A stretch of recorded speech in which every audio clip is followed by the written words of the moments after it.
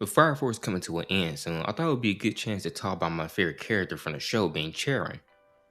Now, Charon is the guardian for the second pillar Haumea, and Charon made his first official appearance in the Special Fire Force Company 4 arc, but it was sort of brief appearance so you didn't really understand if Charon was a threat or not. Luckily though, he made an appearance in the very next arc. In this arc, he was tasked with the mission of retrieving the fifth pillar, Inca. At first I thought he was going to be a troll type of character, but almost immediately he showed that he can turn a situation serious quick in this arc. Not only that, but he actually succeeded this arc despite Charon trying to stop him. He retrieved Inca, the fifth pillar, and she joined the White Clad.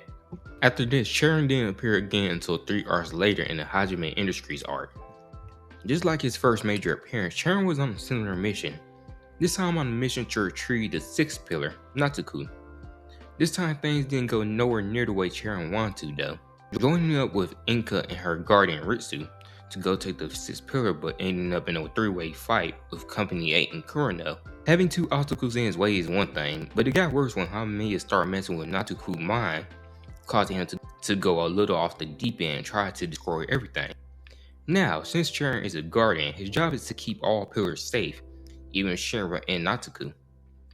So since Natsuku is going crazy and Shinra is at risk too, Charon decided to work together with Shinra to stop Natsuku. Luckily, they was able to stop Natsuku's rampage, but Charon did ultimately end up failing his mission. But since they know that the sixth pillar is Natsuku, they still was able to get something out of it, so I guess you can say it's kind of a win too. Now, after this, Charon only appeared a few more times. During some of these times, they actually borrowed to show flashbacks from Charon's past. During these flashbacks, it showed that Charon actually been with Haumea's guardian since she's been a kid. At first I was worried that they was going to make my favorite character some type of weirdo, but I'm relieved to see that that's not the case. Fire Force shows in a flashback between Haumea and Charon that Charon actually feels unconditional love for Haumea.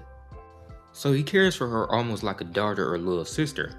That's why he works so hard to start the Great Catalysm, because he truly thinks this is the only way to bring her salvation and stop the voices in her head from driving her crazy. Charon cares so much that he gave up his life to hold off Company 8, Ogo, and Arrow. Now, Charon didn't stay dead. Him along with others was brought back to life by Shinra Bansho Man. After the Haumea vs Shinra fight, Charon was the one who actually convinced Haumea to give life another chance, since this time there would be no voices in her head, thus bringing a happy ending to their story. Now, I told you about Charon, so let's talk about how strong he is. Now, Charon is clearly superhuman, but what makes Charon a step above most is his absorb ability. You see, Charon has the ability to absorb attacks and redirect them. This makes it extremely hard to damage Charon in the first place, meaning most of the time it's not a good idea to 1v1 him, like the times he manhandled Shinra and Ogun, even absorbing Benimaru attacks. And if you've seen Fire Force, you know how strong Benimaru is. Now, does his power make him invincible? Well, not exactly. You see, Charon can absorb and redirect attacks, but not at the same time. Meaning when he's redirecting an attack, that's the chance to attack him. Just like when he got all guarded by Hinoa. Another thing about Charon is that there is an upper limit to his absorb.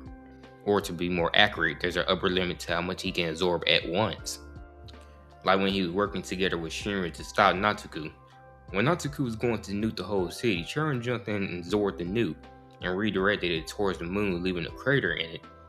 Mind you, only a few handful of characters can do something of this level. Also, in my opinion, only a handful of characters can actually beat Charon in a 1v1. If you disagree though, that's fine. Personally, I got him in the top 6 or 7 characters in the show. That's pretty much gonna wrap up Charon's story, but if I missed something important, let me know. And how do you feel about Fire Force in general? Personally, I love it. It's one of my top animes. But if it's not yours, that's fine. But besides that, that's basically it.